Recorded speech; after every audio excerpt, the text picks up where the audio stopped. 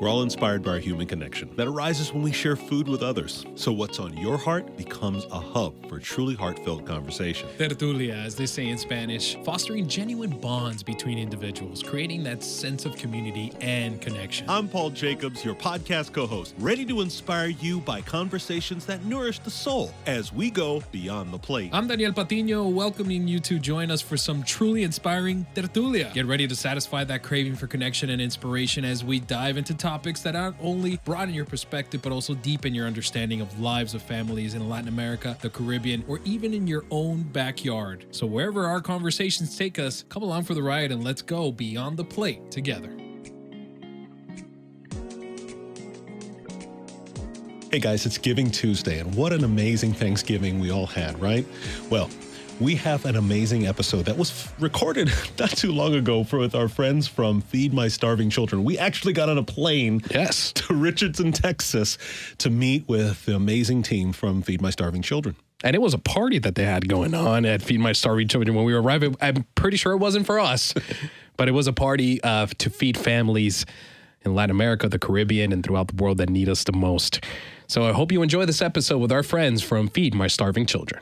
So let's a big shout out to our friends at the Richardson Distribution Center for Feed My Starving Children. Larissa, the amazing team from Feed My Starving Children, Richardson. That's a common name to us here at Food for the Poor, but probably for many of you, if you've been living on the fourth rock from the sun, the third rock from the sun.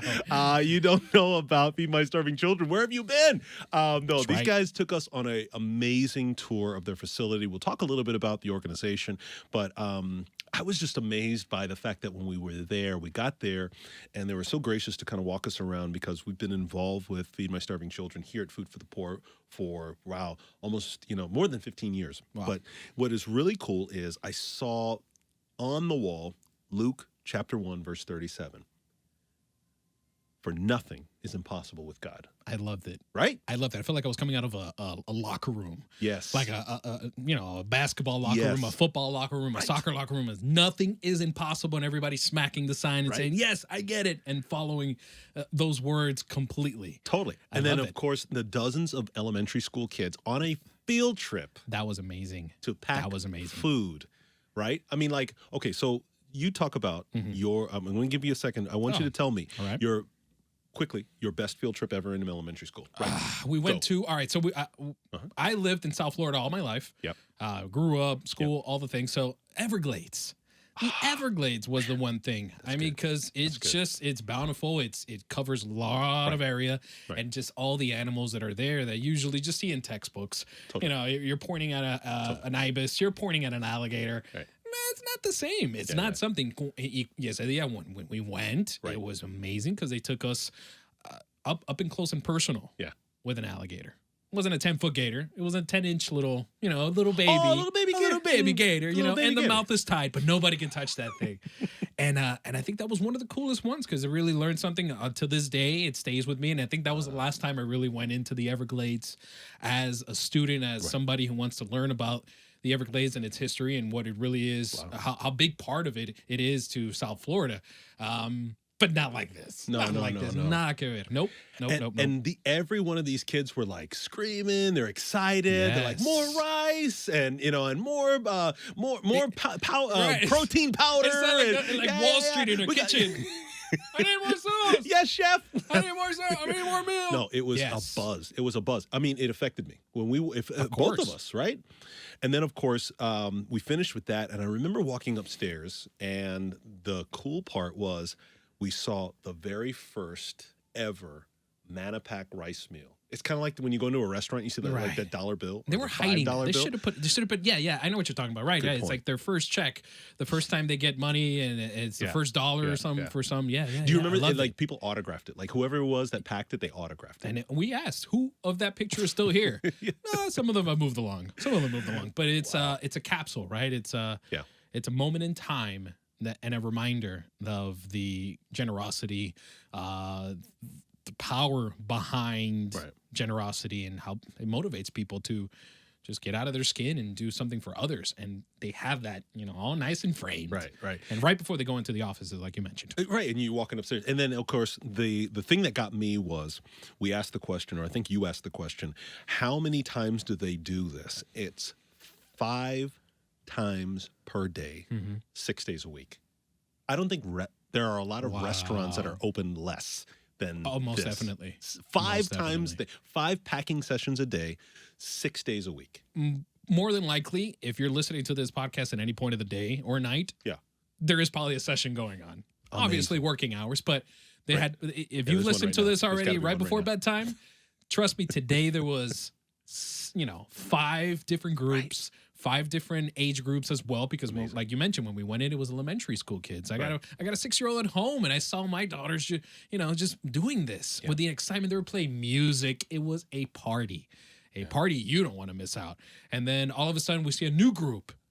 And it's the local, the local bingo shop let out. It looked like my tias and my tios. It's true. You're right. Coming in and working it the same way the kids did, with the same enthusiasm, the party, the noise, just the atmosphere of giving is just, it was palpable. You were like, I'm gonna do this. I'm gonna get in. I'm shaking my shoulders now thinking about it. And you remember when I nudged you, there was a corner of the group that was packing and helping. They were doing, everyone had different assignments, but then there was that group there that looked like they had some developmental challenges, right? But they were there just with all the rest of the kids doing their thing. I don't know exactly what was going on, but you obviously knew there was something unique about them, right? And I was like, oh, wow, how awesome that nobody's left out. Nobody. No. You're totally 100% correct, where it's nobody is left out. And I just love the inspiration that some of I'm not going to give away just yet. It's a little teaser, right? Some of the inspiration that some of the people that work there were just oozing of with. Big time. And the kids picked it up. The adults picked it up. Everybody in between picked it up. And then one of those moments where right before the packing event ends, they're like, all right, guys, don't forget, your help today helped, and they show the numbers on the screen. Powerful. And I mean, I don't know if it resonates with some of those kids, but I know at least out of the 20, there's got to be at least one. Right? One that says, wow, Mom, you know what I did today? I fed a family in the other side of the country that you and I would never be. But my hand was in it, and my hand is now helping somebody else at the other side of the world. I'm excited about it, thinking of once again, and I want to go back. The idea is to go back, and we're going to help you go back through this podcast and through today's episode, because it's otra cosa. It's some other world that you didn't think was in our own backyard. Richardson, Texas is very near to us. It might be far, lejos, pero nunca a la distancia, right? A la distancia, pero nunca lejos, what I was trying to say. I'm trying to teach you that saying before I leave today. So it's very far, but never out of hand's reach or arm's reach, right? Man, I want to go back. So here we go. Our ministry partner, Feed My Starving Children. Just kind of a little bit about them. They're a Christian ministry that through nutritional sciences, they've developed these non-perishable meal packs that can be assembled, packed, and shipped across the world. Wait. Wow. Let me say it again. I didn't say across the street. I didn't say across the state. Right. Across the world.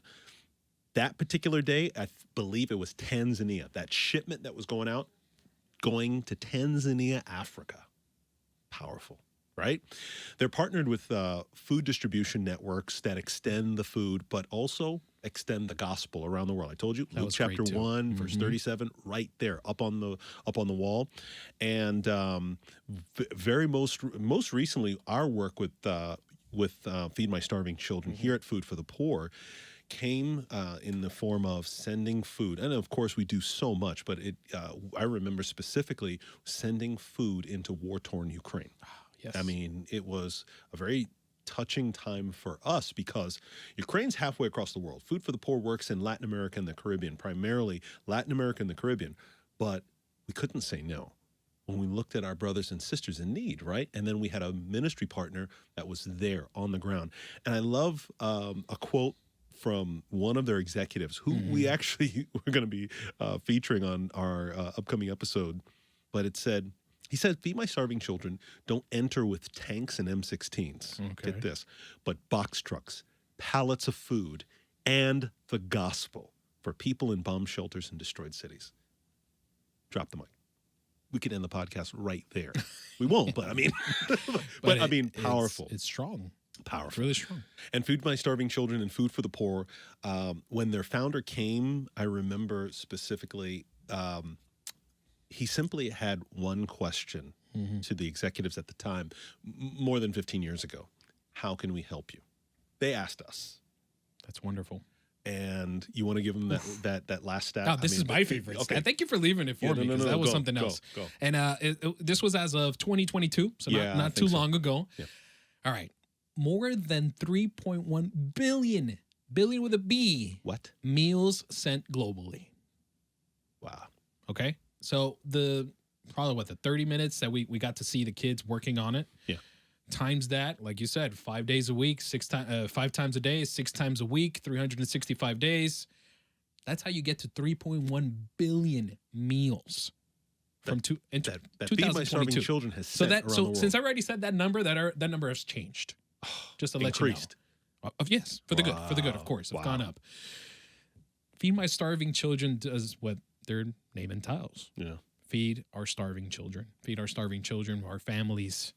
Families like you and I, families that Food for the Poor has helped over 40 years plus, and Feed My Starving Children's been along for the ride. Yeah. I mean, for the mission to help more than just a handout, right? Yeah. It's a hand up with these meals. And I love that last line where Food for the Poor steps in. Since the time that we've been working with them, 1 billion of those meals. Just get your head around that. And it's not to break our arms patting ourselves on the back here, but to understand the impact of the partnership that we have and why this was so important for us to meet with them. That 1 out of every 3 meals in the history of Feed My Starving Children has gone through the hands of Food for the Poor to beneficiaries that Food for the Poor serves on the ground through pastors, local ministry, and trusted ministry partners. And it's making it easier for Food for the Poor to go into these countries and say, you're going to get help today, tomorrow, next week, and a whole year from now. Yeah. I mean, I'm applauding loudly in my head right now for Feed My Starving Children. That's why I wear the Be Kind t-shirt so proud. Yep. Get some of that stuff on. You can see. What is that, honey? I'm sorry. I don't know, honey. I don't know what you calling me, honey. All right. So here we go. Back to Richardson, Texas, yes. Right? It's one of many packing and distribution sites in the country, in the United States. And we met some really awesome people. I mean, to me, not all heroes wear capes. And these were 3 heroes that, 2 of them which we met at a Feed My Starving Children pack here in South Florida. Just, it's got to be last year already. And we discussed with them kind of their passion for the work, and it's become kind of more than a job for them. I mean, would you say that, right? It's 2 different people, 2 different times. Yeah. One of them is, I would just say, Caitlin. Right, we're naming names now, of course. Yeah, sure. Caitlin and Megan. Caitlin and Megan were very, very special to us when we were there at the installations of Feed My Starving Children. Caitlin would say she's in the middle of her career. She's already in the middle of her life, looking for something stable. She lands with Feed My Starving Children, and she is now part of that family. Yeah. Where Megan is still trying to figure out life. She's the younger one of the group here, 21 years old, still trying to figure out where the next career move is. Come Feed My Starving Children, and is guiding her now into just maturing within this company, within this generosity, humongous place of giving and getting people fed, giving of people future. Yeah. And she is all about that.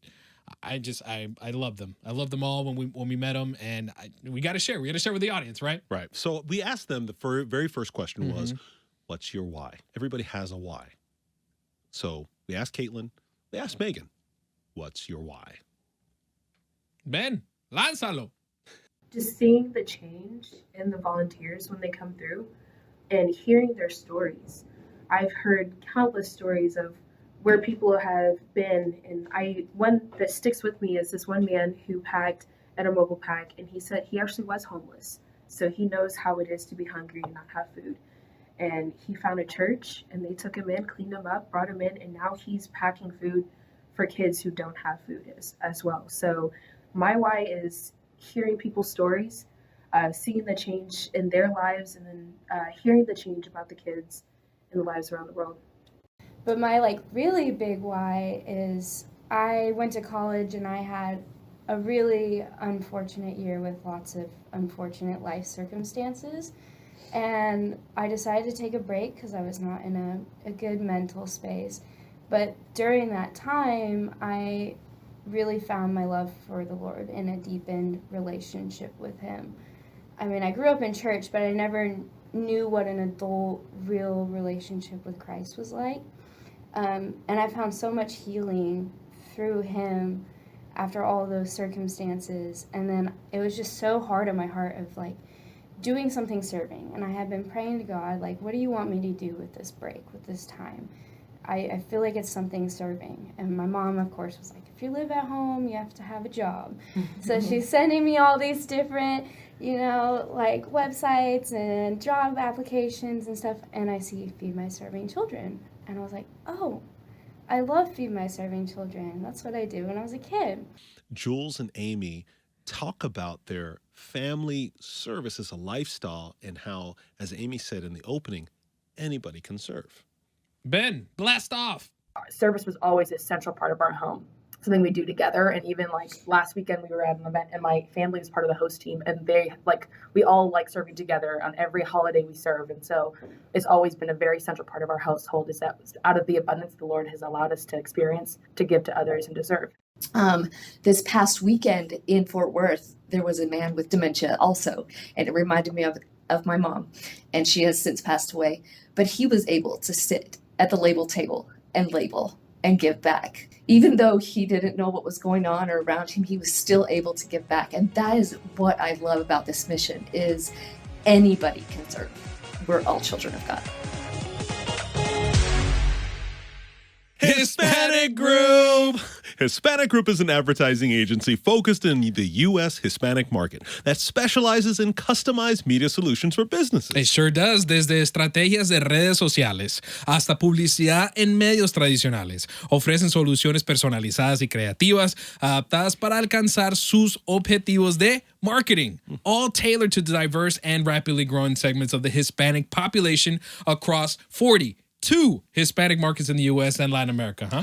Wow, you get all the great lines. Hey. But they use their cultural expertise to create strategies to deliver efficient results. Hispanic Group! Lleva tu marca al corazón de la comunidad hispana. Take your brand to the heart of the Hispanic community. Hispanic Group. Their expertise lies in reaching the Hispanic market, leveraging its rich multiculturalism. Hispanic Group combines innovation, cultural insight, and strategic collaboration to drive what? Tangible results for their clients. I agree with everything you just said. Now, for more information, you can visit their website. Guess where?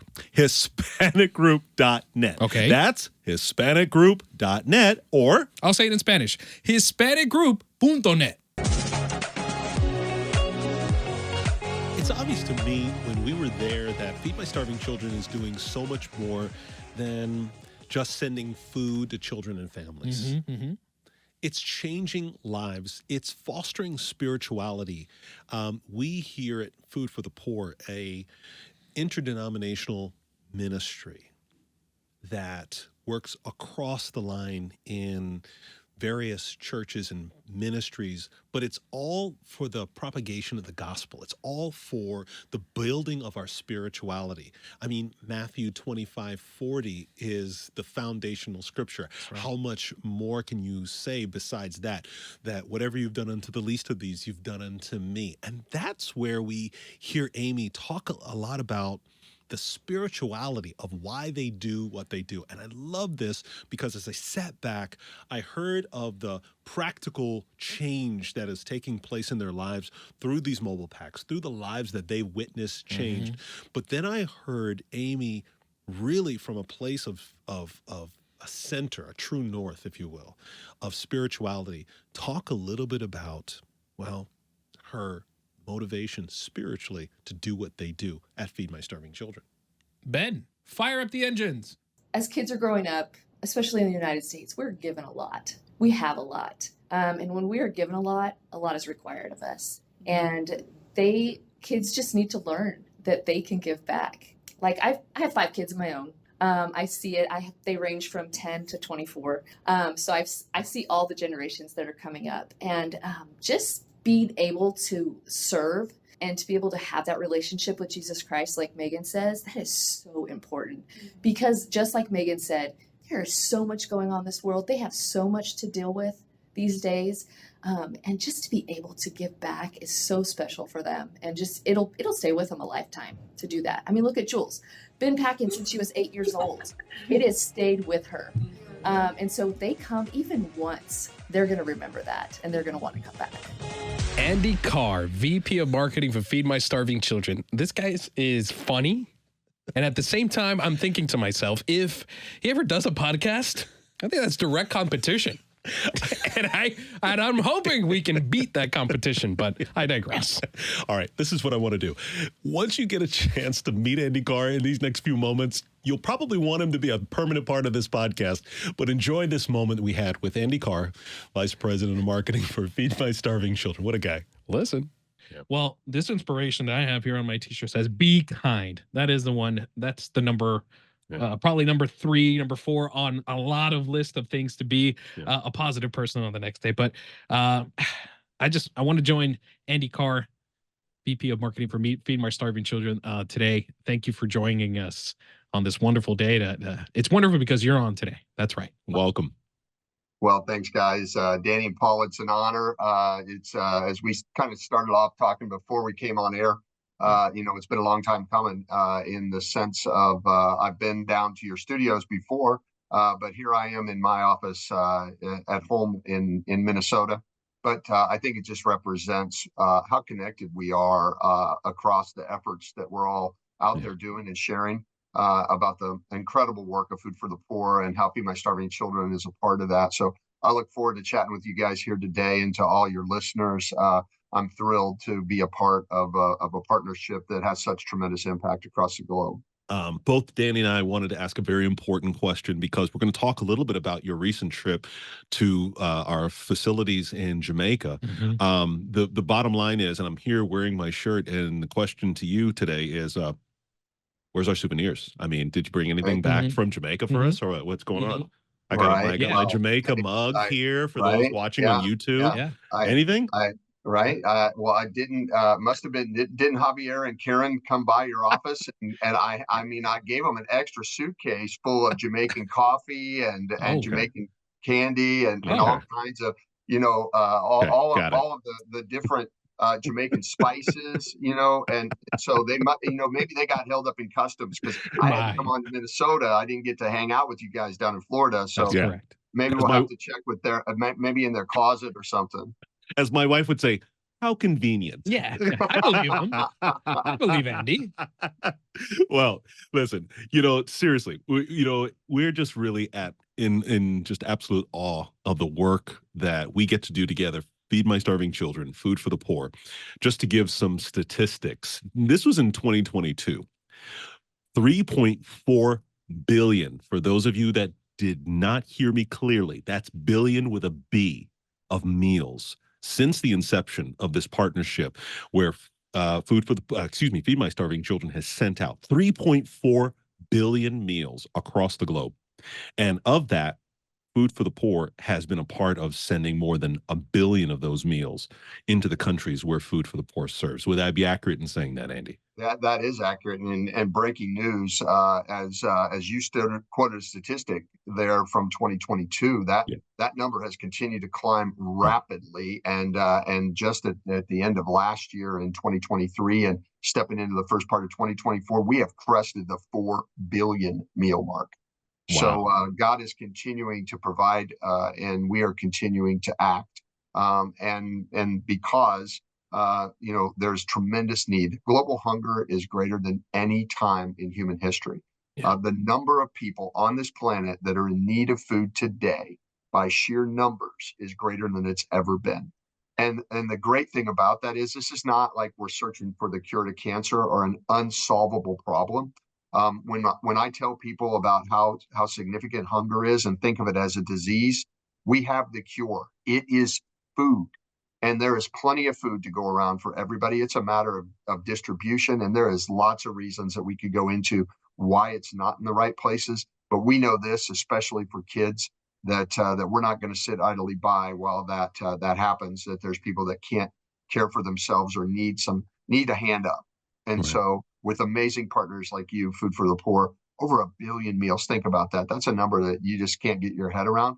But you know what? God knows every one of those kids and those people that have received that bowl of food because of your actions and the actions of the people that come alongside of us. So we have the cure. Don't sit idly by. Act now, because we can help people. Powerful. You know, one of the things that we love is the versatility of these Mannapak meals also for the families. You're talking about just in your trip to Jamaica, and we're not even going back to other places that you've been around the world, but Mannapak meals in communities, feeding in nutritional centers, homeless on the streets, those who are children with special needs, every case, every condition, and almost every environment. This isn't a one size fits all with these Mannapak meals, because it truly is crossing or expanding its reach into wherever someone has a need. As you said, no communicable diseases, no genetic disorders. It's just hunger and food. Am I missing anything? No, you're not. It's that simple, Paul. I mean, and it's an issue that I think a lot of people kind of look out their window in the West, or in the U.S. in particular, and they see food insecurity. They see people that might have needs, but we're talking a whole different level of simply people that have the ultra poor that live on less than a couple bucks a day. We have access and safety nets in so many places, and I'll tell you, I can say firsthand, in Jamaica, Food for the Poor is the safety net. And so for us to help resource Food for the Poor, if you took Food for the Poor out of Jamaica, there would be tens or hundreds of thousands of people on the brink of disaster. I saw it firsthand. You guys are that network and are that gold standard of help for people at all levels of need. That is just incredible. And my hat's off to the vision that the Mahfood family had, and setting the course in Jamaica that has expanded well beyond that. But firsthand, you have turned that country around, and the people in Jamaica are extremely grateful. Everywhere we went when we were part of Food for the Poor, they were like, wow, thank you guys for being here. There was something that was in the DNA of Feed My Starving Children that we found out, and we heard this, and we heard it several times, and we heard it even in your trip to Jamaica. And I want you to explain this. We turn hunger into hope with our two hands. Yeah. Tell us a little bit about that. Yeah, the beauty about Feed My Starving Children is it's a very simple thing, as we've described the solution of food. Vitamins, vegetables, soy, and rice that come together in this bag. But what we found is here on this side of the bag, I talk that we feed on both sides of this bag. The bag of food that feeds the material body in those that are starving, but the people on this side of the bag that are activated with your own two hands. What's lacking in this world tremendously is hope. And who is hope? Obviously Jesus, that comes in the bread of life. But how you activate people to understand that is a way that when people come together, they put on those wonderful hairnets, which I bet you my guys favorite. rock those hairnets. Yes, I'm telling you what, I mean, if you don't think that you haven't had fun until you put on a hairnet. That's all I'm saying. it transforms you. It does. It really does. It is. And the beard one, if you rock all both. For you viewers here, or listeners, I should say, that don't have the pleasure of seeing this. Yeah, I am completely bald, and I get to put on a hairnet, and I get to say that's wishful thinking. Get to put on a hairnet. I get to put on a hairnet. Right, I get to put on a hairnet. I mean, but I don't want to miss out on the fun, because honestly, here's what happens, guys. Here's what happens. When you turn hunger into hope, you actively participate with your own two hands. And you see what happens often in our world, in our country, is people get information coming in through their ears and through their eyes, and it bounces around in their head, and they don't know what to do. Well, we know what to do. Come and put on a hairnet, use your hands, and what's going to happen? You're going to have joy explode in your heart. and your spirit is going to be fed. Now, here's a little secret. I don't usually tell people this, but when you put on that hairnet, it's actually a brainwave inhibitor. It slows down your brain so that your hands can activate your heart, because your heart is where you will experience the joy of joys. And when you turn hunger into hope, because that hope, and you find out right when you're done packing, here's how many kids that you've helped feed today. And that food is real, and it's going to go somewhere. And as you mentioned the statistics, it's over 1.2 million people a day that get fed those very kind of meals that you have helped prepare. If that didn't give you joy, I would just say, why don't you just stop and say, what is it that I need in my life that's going to help me experience the joy? And I'll tell you, helping other people is gonna do that for you. And some of those stories, and I was telling Danny the other day, I mean, it'll make the hair on the back of your arm stand up. I mean, it's just harrowing. But what really got us curious from this trip to Jamaica was the connection that came through the eyes of two teenagers, a 12 and a 16-year-old. Now, before you talk to us about what they saw and what they experienced, one of the things that I think we can't get over is the fact that I know what I was doing at 12 and at 16, and it wasn't going to Jamaica to go feed some families, you know, on my off time, spring break, wherever, you know, whatever the case may be. It was something totally different. This is what caught our attention. So tell us a little bit about these two young people that were just amazing in their efforts to help families. Yeah, two special people, Natalie and Brody, that both came with their moms on this trip. And here's the cool thing about them. You see, when you participate in packing meals with Feed My Starving Children, you can start doing that when you're 5 years old. And over half of our volunteers that actually come and help put these meals together are kids. These are kids that God is using, and I believe planting the seeds for a better future. You see, these kids that have experienced this, Natalie and Brody. Natalie grew up here in the Twin Cities of Minneapolis. St. Paul, has relocated recently to Denver, Colorado. And two stories, also Brody is from Fargo, North Dakota, and has been up there, where both of these places, we do things called mobile packs. You guys came and saw our site where you were at in Richardson, Texas, but you've also seen when we've come down to South Florida and done a packing event. And we've done multiple packing events with Food for the Poor where we come together. Well, you see, Natalie and Brody, Natalie grew up packing meals with Feed My Starving Children here. When Natalie went back home to Colorado, the very next day, she went to a mobile pack in Colorado. They landed at like midnight and went and packed food. They sent me the pictures. Erin, her mom, and Natalie, they had pictures of her the next day at a mobile pack at her school, a Christian school out in the Denver area. Brody, who has since been packing since he was 5 years old, we did an event in January in Fargo, North Dakota. That was the 10th year they had packed meals. And it was a 10 million meal mobile pack. We had over 27,000 volunteers over a 10-day period that they rented out the Fargo Dome where North Dakota State plays football, and the whole football field was covered, where over 2,000 people at a time would come and pack meals. And guess who was at every one of those sessions? Brody. What? Why? Because he knows the difference that this makes. And so he wanted to be able to go see this food in action. And so that's what both Natalie and Brody got to do. And it was wonderful. Everywhere we went, the people, they didn't want to hear from an old guy like me that was going to talk numbers and all this stuff. They wanted to be the kids, right? Yeah. I mean, isn't that our hope? That we're doing the same thing where we're feeding kids, because these kids are in some situations they didn't pick to be there. And the moms, they aren't there going, oh, I don't think I want to feed my kids today. I don't think that's the case. They want to do good. That's there. And so we're trying to give them the tools to make that happen. And when they see kids like Brody and Natalie come alongside a group of people and be like, wow, there's kids that care about us. And then we get to tell them the story about how this comes together. Yeah. They're like, oh my goodness, there really is hope, right? That's what we're doing. We're turning hunger into hope. And I wouldn't doubt that either Natalie or Brody, maybe sometime in the future, will knock on the Feed My Starving Children door and say, can I join your team? Wow, powerful. We're speaking with Andy Carr, VP of Marketing from Feed My Starving Children today. And Andy, we have a clip of Andy on location.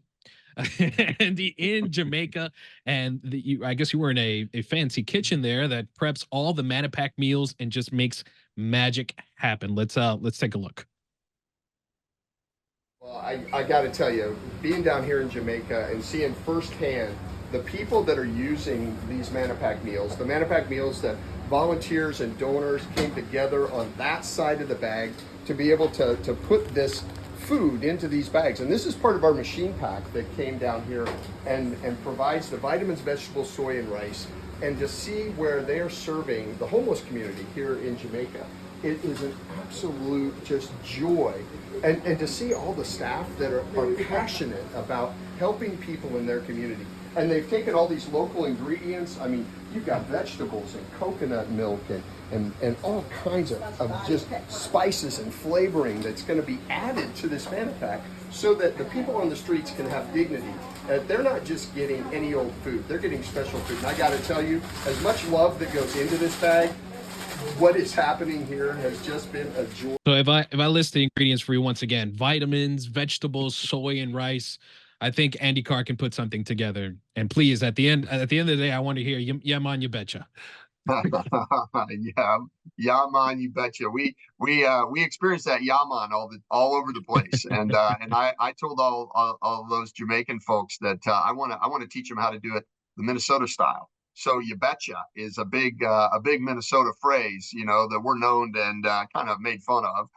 And so I said, we got to add that on. And so by the end of our time together, they were saying, I said, do you guys like Mannapak?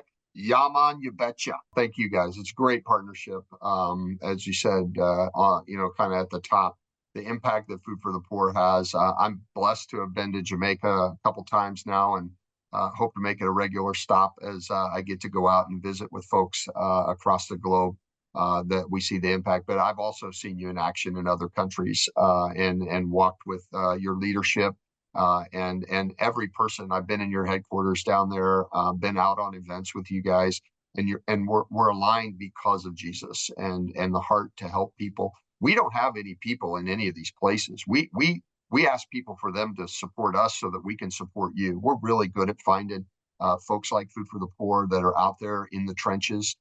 With just the love of Jesus, and we want to give them the tools so they can go further, faster, and pour into people with basic needs. They say an empty stomach has no ears, and so the opportunity to share Christ, you meet their physical needs, and they're like, "Why are you guys doing this?" And then you get to say, "It's because of this amazing guy. You need to meet him. His name's Jesus." Amen. I want to end there. But we usually always end on a positive note. But he had a plethora of positive notes beforehand. So I just feel bad asking you. Andy, you have the last word today, and please provide us a positive note for the day. The positive note for today is there right now. Listen, do you hear that? No, you're listening with your ears, okay? Listen with your heart for a second. Do you hear that? That's the cry of a mom somewhere across the globe right now. Do you hear her? She's saying, God, I can't feed my kids. What am I going to do? Can you hear that? Now listen, God's got a response. God's got a response because you heard that. And the response and a positive note is you can do something about it. Go help Food for the Poor. Come back meals with Feed My Starving Children. The positive note is you can do something about it, and God is going to do it through you. He wanted you to hear that prayer so that he can use you in a simple way. And if nothing else, would you say a prayer for that mom right now? Because you are what God has chosen to hear that today. And if that isn't positive, I don't know what is. Hey, everyone. Thanks for listening to Beyond the Plate. We love having you here. Keep up with us on Instagram and TikTok at beyondtheplate.podcast. And if you enjoy the show, don't forget to subscribe to our YouTube channel and give our videos a like. Just search Food for the Poor Beyond the Plate. Your support means the world to us. All right, folks. We'll see you on the next Beyond the Plate episode. I'm waving.